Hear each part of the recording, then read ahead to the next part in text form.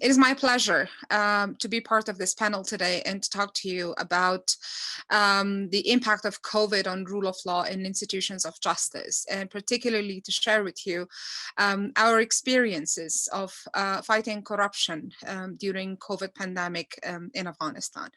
But before that, let me thank IDLO for organizing this panel and having us share our experiences from different parts of the world, and also thank IDLO for their decades of support to Afghanistan and particularly to the justice sector, and in particular their support to the justice sector, particularly at the time of COVID pandemic.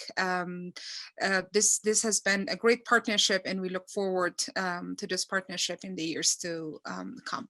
In developing societies, where building and maintaining rule of law is already a challenge, the implications of COVID-19 are more severe and may continue for much longer.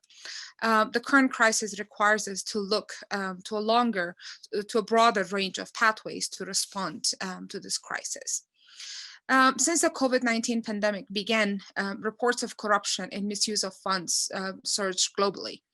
The crisis created by COVID brought along a host of legal challenges, inspection, investigation, courts and other legal services across the world had to close or minimize their operations.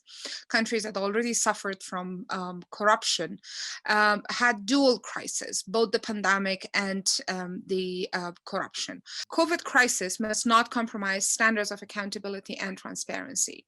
While the second wave of COVID-19 seems inevitable, it is critical to continue a strong stance against corrupt practices.